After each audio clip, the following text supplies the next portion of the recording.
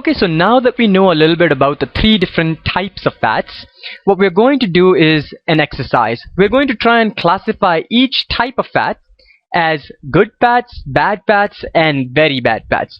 Now, what's your guess here? How would you classify the three different types of fats as good, bad, or very bad? Well, here is the correct answer. Unsaturated fats are good fats, saturated fats are bad fats, and trans fats are very bad fats. Now, of course, we need to prove this, and in order to do so, we need to discuss cholesterol. Cholesterol is a waxy substance that is produced by our own body to produce many hormones like estrogen and testosterone. Now, if you did not understand that, don't worry about it too much.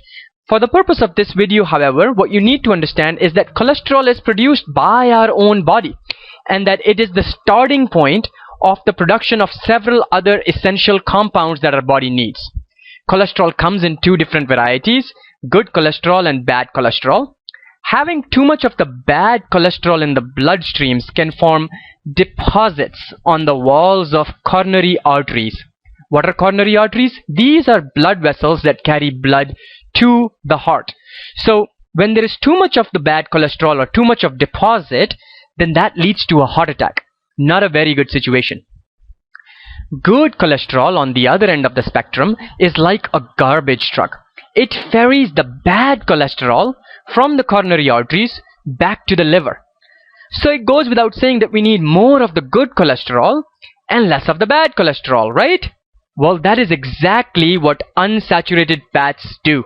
Unsaturated fats, one more time, are present in plant products like nuts and avocados, and also in fish like salmon. So what unsaturated fats do is that they increase the good cholesterol and decrease the bad cholesterol. This is good on both counts.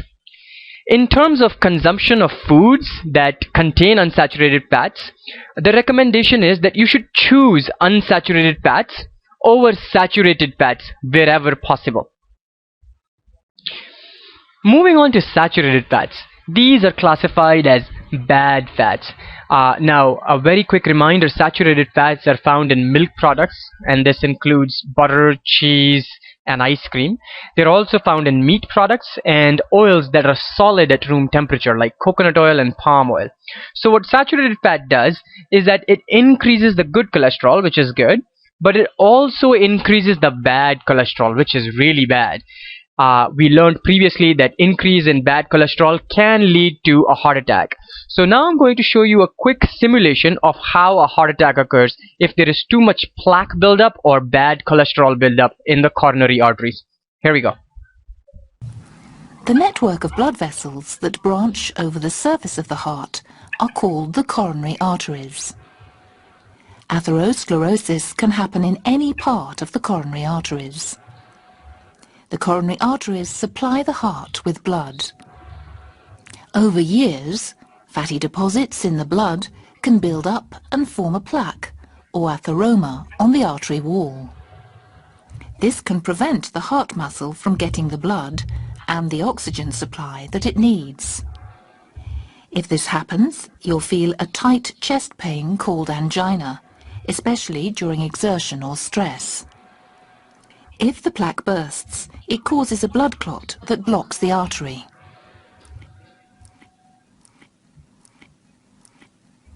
This cuts off the blood supply to an area of the heart. This is called a heart attack.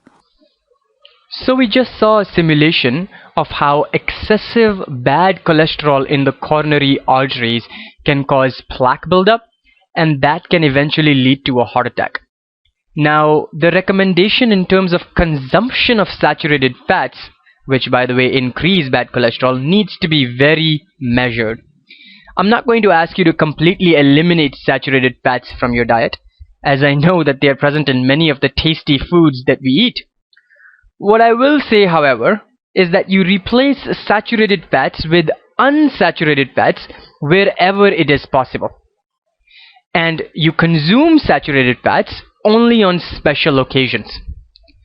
If you're looking for a more specific target, I will say that 7% of total daily calories or lower from saturated fats is a good target. That means that if your daily calorie intake is about 2000 calories, then you should get no more than 140 calories per day from saturated fats. So let's move on to trans fats now. These are classified as the very bad fats. As a quick reminder, trans fats are found in many of the snack foods that we buy from the grocery store, and they're also in French fries and other fast food that is cooked by restaurants that use hydrogenated oils. Now, the hydrogenated oils is the key part here because that's what adds trans fats to French fries. Trans fats are classified as very bad fats because they decrease the good cholesterol and increase the bad cholesterol. Now, that is bad on both counts. The recommendation in terms of consuming foods that have trans fats is that just don't consume them at all. Your body does not need them. So if you find out that a food product has trans fats in it, just say no, don't consume it. Here's another reason why we should not consume foods that have trans fats. Foods like French fries from fast food restaurants. By the way, French fries from fast food restaurants have trans fats because they're cooked in hydrogenated oils, because fast food restaurants use hydrogenated oils. If you were to make French fries at home using olive oil, you would not have the deleterious effects of having trans fats in your French fries. So back to the fact that I was presenting about trans fats, which is that for every extra 2% of calories from trans fat daily, and that is about the amount in a medium order of fast food French fries, the risk of coronary heart disease goes up by 23%. I'm sorry to present such gory statistics and pictures in front of you, but the health risks that are caused by trans fats are serious. It is estimated that eliminating trans fats from the US food supply would prevent somewhere between 6 to 19% of heart attacks and related deaths. That is more than 200,000 deaths each year. So a simple rule about trans fats: our body does not need them, so let's not consume them. Okay, so let's do a recap of what we have learned thus far. We started this lesson out by asking the question, do we really need fats? And it turned out the answer was a resounding yes. Yes, we need fats because of the many positive benefits or uses of fats, some of which are that fats are a great source of energy, and they're also a great depot or warehouse for storing energy. Fats also protect our internal organs and insulate our body, and fats make our foods tasty.